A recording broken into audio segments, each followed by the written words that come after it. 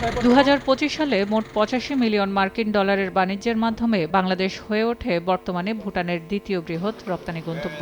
সম্প্রতি বাণিজ্যিক যোগাযোগ আরও সহজ করতে ভুটানকে পানগাঁও বন্দর ব্যবহারের প্রস্তাব দিয়েছে বাংলাদেশ।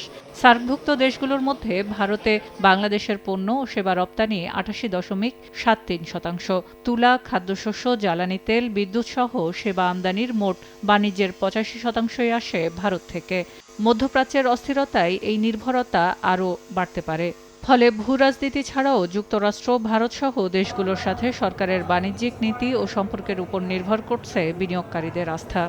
আমেরিকার প্রশাসনের সাথে কিভাবে নেগোসিয়েশন করবেন, দেন আমাদের ইন্ডিয়ার সাথে আমাদের বিজনেসের ঘাটতি কিভাবে পূরণ করবেন, এই জন্য ওনাদের একদম ক্লিয়ার একটা রূপরেখা ডেফিনেটলি আমরা আশা করব যে ওনারা তুলে ধরবেন। কেননা এই নেগোসিয়েশনের মাধ্যমে কিন্তু বাংলাদেশের অপরচুনিটিগুলো ওপেন হবে বহির্বিশ্বে।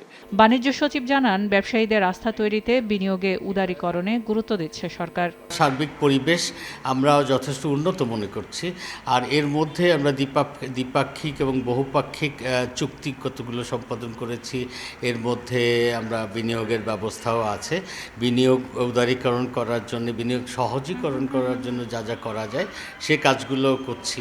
এদিকে 1.5 বছরে যখন বেসরকারি খাতে বিনিয়োগ স্থবির ও প্রায় 1.5 লাখ মানুষ কর্মহীন, তখন অন্তর্বর্তীকালীন সরকারের শেষ দিকে তড়িঘড়ি করে যুক্তরাষ্ট্রের সাথে নন ডিসক্লোজার এগ্রিমেন্ট, বন্দর পরিচালনায় পতেঙ্গার লালদিয়া টার্মিনাল ডেনমার্কের কোম্পানিকে 33 বছরের জন্য, পানগাঁও টার্মিনাল 22 বছরের জন্য সুইজারল্যান্ড কোম্পানিকে ও চট্টগ্রাম বন্দরের নিউমোরিং কন্টেইনার টার্মিনাল আরব আমিরাতকে দেয়া হয়।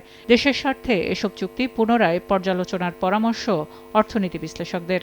সব জায়গাতেই কিন্তু একটা রিভিউ দরকার। রিভিউ হলো আমি জিনিসটাকে এইভাবে বুঝে পেয়েছি। না হলে কী হবে জানেন, ইন্টারিম সরকারের সময় অনেক ডিসিশন নেওয়া হয়েছে যার রেজাল্ট এখনও আসেনি, ওগুলো এখন আসবে। যখন রেজাল্ট আসবে সেই বার্ডেন কি নতুন সরকার নেবে? কেন নেবে?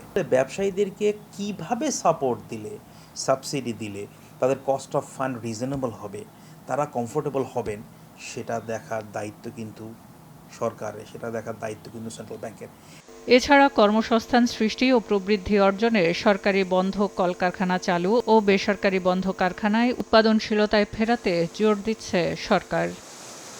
সেলিয়া সুলতানা, সময় সংবাদ, ঢাকা।